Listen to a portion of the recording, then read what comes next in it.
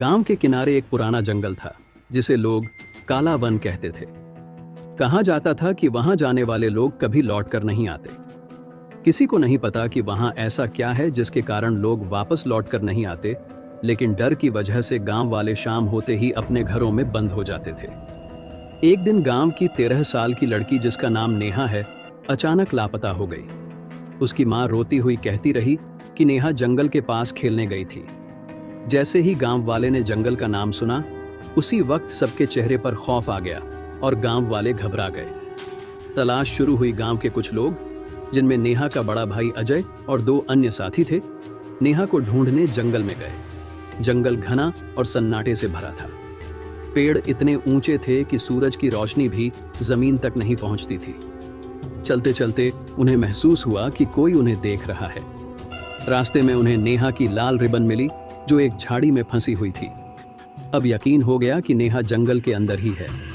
लेकिन जंगल के अंदर अजीब सी आवाजें आ रही थी।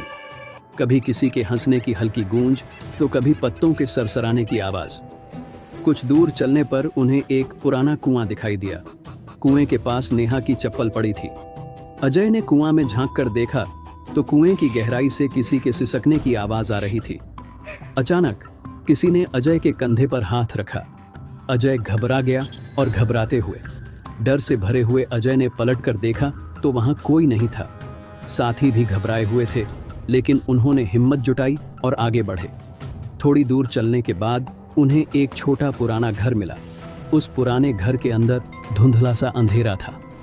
अंदर कदम रखते ही अजय ने देखा कि नेहा एक कोने में बैठी थी। उसकी आंखें जमीन पर गड़ी थीं और वह धीरे धीरे कुछ बुदबुदा रही थी। अजय ने जैसे ही नेहा को छुआ, नेहा ने सिर उठाया। उसकी आंखें लाल हो चुकी थीं और चेहरा किसी अनजान डरावनी छाया में बदल चुका था। उसने डरावनी और भारी आवाज में कहा, तुम यहाँ क्यों आए? ये जंगल मेरा है। अचानक झोपड़ी की खिड़कियां अपने आप बंद हो गईं। बाहर हवा तेज चलने लगी। नेहा की आवाज बदल चुकी थी, जैसे किसी और की आत्मा उसके शरीर पर हावी हो गई हो। अजय ने हिम्मत करके एक ताबीज निकाला जो उसे गांव के पुजारी ने दिया था। उसने वह ताबीज नेहा के माथे पर लगाया।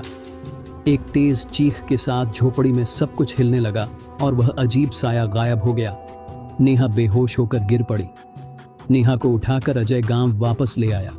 नेहा धीरे धीरे ठीक हुई, लेकिन उसने जो बताया वह और भी डरावना था। उसने कहा कि जंगल में एक पुराना आत्मा है जो वहां आने वाले लोगों पर कब्जा कर लेता है। ये सुनते ही गांव वाले उस दिन के बाद से जंगल के पास जाना भी बंद कर दिया। आज भी काले वन के पास से गुजरते वक्त लोग कहते हैं कि वहां से किसी के रोने या हंसने की आवाजें आती हैं। शायद नेहा की जगह अगला शिकार जंगल की गहराई में फंसा हुआ है। तो दोस्तों, कैसी लगी आपको ये कहानी? कृपया कमेंट करके ज़रूर बताएं। और क्या आप कभी ऐसे जंगल में जाने की हिम्मत करेंगे?